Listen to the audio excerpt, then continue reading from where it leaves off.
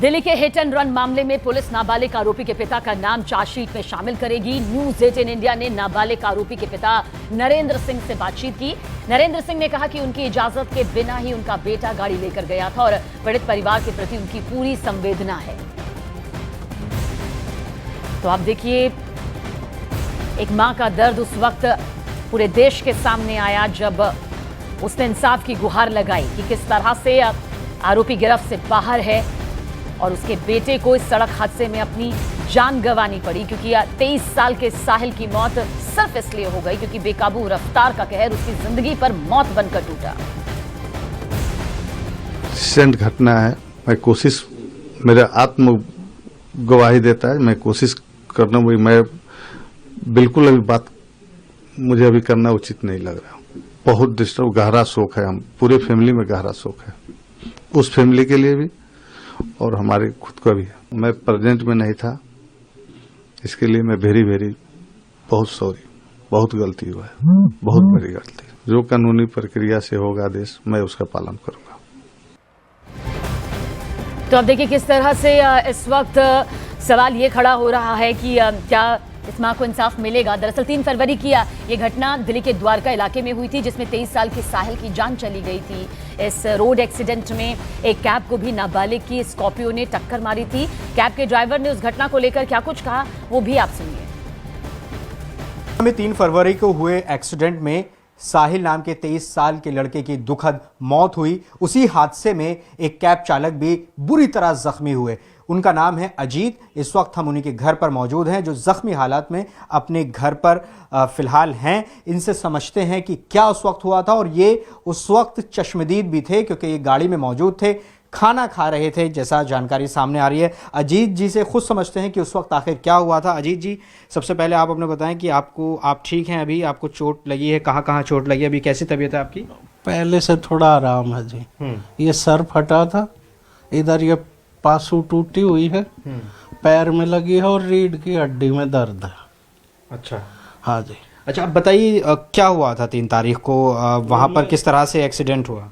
मैं साइड में खड़ा था, तो जैसे मैंने आवाज़ सी सुनी जैसे कोई चीज़ घिसट के आती, तो मैंने साइड शीशे में देखा तो एक स्कॉर्पियो, उसके नीचे बाइक फंसी हुई।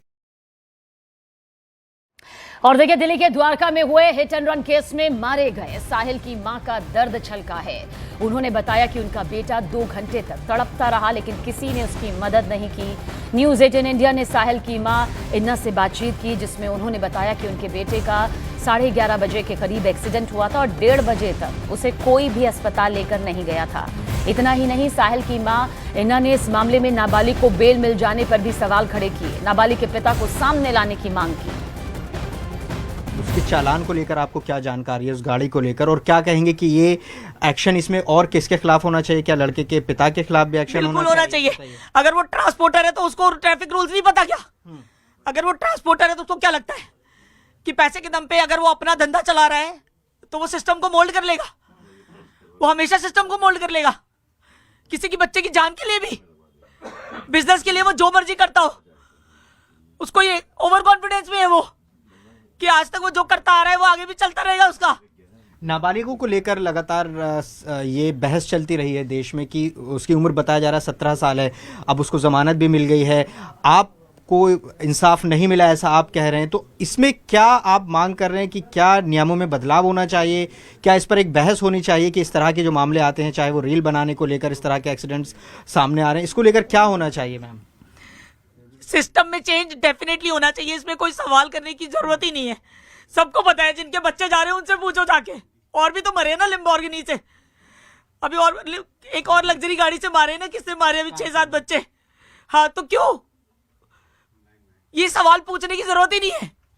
सिस्टम को खुद पता है कि उनका सिस्टम कैसा है, लॉ एंड ऑर्डर यहाँ पे कैसा है, सबको पता है। लोगों को डर नहीं है। दुबई जैसी कंट्री में हाथ काट देते हैं, ऑन द स्पॉट सजा होती है, क्यों यहां क्यों नहीं है? ये डर क्यों नहीं दिया गया लोगों को? मैंने आपको इंडिकेट कर दिया, मैं बार बार इस चीज को रिपीट नहीं कर सकती हूँ। मैं इस बारे में ज्यादा नहीं बोलना चाहती। बजाय मेरे ऊपर ध्यान देने के उसको सजा दिलाई जाए, उसको सजा मिलनी चाहिए।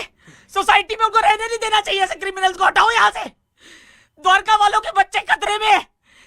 प्रोसेस क्या रह रहा है अभी भी, हटाओ उसको। सोसाइटी में कैसे रह रहे हैं, कैसे लोग रहने दे रहे हैं उसको।